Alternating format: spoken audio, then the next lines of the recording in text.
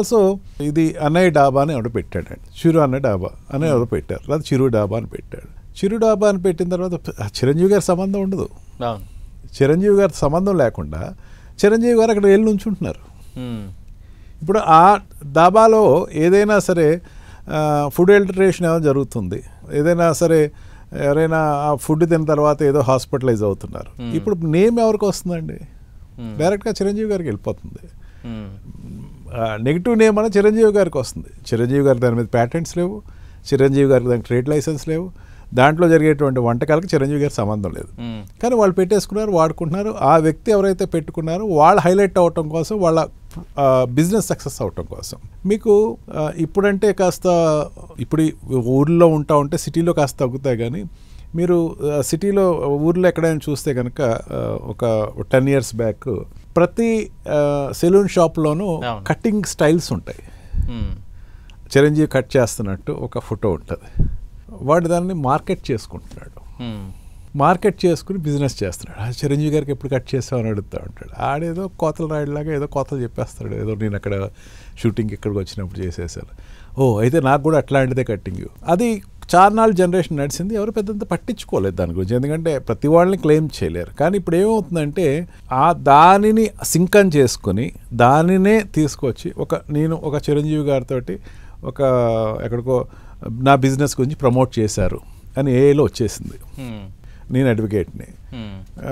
పృథ్వీరాజ్ గారి దగ్గరికి వెళ్తే మీకు అద్భుతమైనటువంటి రిజల్ట్స్ వస్తాయి, ఏ కేసు అయినా పృథ్వీరాజ్ గారి దగ్గరికి వెళ్ళండి అని ఎవడైనా అని ఏ క్రియేట్ చేసింది అనుకోండి, చిరంజీవి గారికి సంబంధం లేదు అది. కానీ చిరంజీవి గారిని వాడేసుకుంటున్నాం ఏ ద్వారా. ఇప్పుడు ఏమవుతుంది, నేనేదో కేసు ఓడిపోయినప్పుడు ఏమవుతుంది, చిరంజీవి గారిని క్వశ్చన్ చేసేటువంటి ఆస్కారం కలుగుతుంది.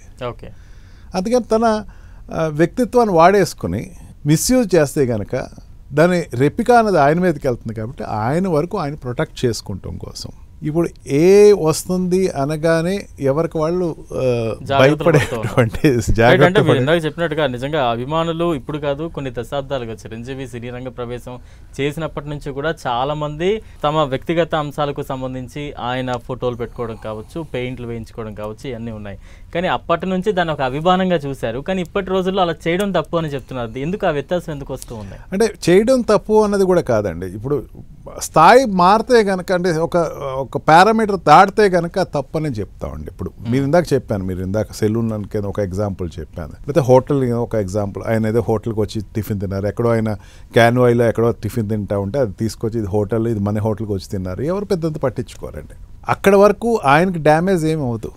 అదేదో ఆయన పేరు చెప్పిన వ్యాపారం చేసుకుంటున్నాడని. నిజంగా ఆ పూర్వం ఏంటంటే ఆ ఫిలిం యాక్టర్స్కి ఇట్లాంటివి ఏమైనా చెప్పేవారు, ఫ్యాన్స్ అసోసియేషన్స్ వెళ్ళి ఏమంటే చిరంజీవి గారు లేకపోతే కృష్ణ గారు మీ పేరు చెప్పుకుని వాడు ఏదో వ్యాపారం పెంచేశారండి, మీరు ఏదో అతనికే తెలుసండి అని ఫ్యాన్స్కి ఒక రకమైన ఈగోస్ వస్తాయి కదా. అప్పుడు వాళ్ళు కూడా పోన్లేరా వాడు బతుకుతున్నాడు, వాడు బతికేదో వాడు బతకని, నా పేరు చెప్పి బతుకుతున్నాడు అని వదిలేసేవారు. కానీ ఇది ఎప్పుడైతే ఒక స్థాయి దాటిందో ప్రొటెక్షన్కి వెళ్ళాల్సిన పరిస్థితి వచ్చేసింది. వాళ్ళు ప్రతి ఒక్కళ్ళు వాళ్ళకి కొంచెం బాధే ఉంటుంది, వాళ్ళు ఏం అప్రూవ్ చేస్తారంటలేదు. ఇప్పుడు చిరంజీవి గారు పెట్టుకుని ఒక పెద్ద సెలూన్ షాపో, లేకపోతే చిరంజీవి గారు పెట్టుకుని ఒక పెద్ద ఫ్రూట్ స్టాలో, లేకపోతే ఏదైనా బిజినెస్ ఎవరైనా నడుపుతున్నారు అనుకోండి, ఆ ఫోటో అక్కడ పెట్టుకుని చిరంజీవి గారు ఇక్కడికి వచ్చారు, చిరంజీవి గారు నా దగ్గర నగల షాప్, చిరంజీవి గారు నగలు నా దగ్గరే కొంటారు, లేకపోతే గ్యాజెట్స్ ఏదైనా నా దగ్గరే కొంటారు, ఫోన్ నా దగ్గర కొంటారు అని చెప్పినా సరే చిరంజీవి గారు వ్యక్తితో ఫైట్ చేయాలనే ఉంటుంది. కాకపోతే ఏమవుతుందంటే వాళ్ళకుండే బిజీ తోటి కోర్టులు తిరగటం ఇదంతా ఇబ్బంది. కాబట్టి ఫోన్లో ఇంకేం నేనేం చేయలేను, ఇప్పుడు వెళ్ళి వాడిని ఆపలేను అని చెప్పేసి ఒక ఫీలింగ్ తోటి ఆగిపోయారు. కానీ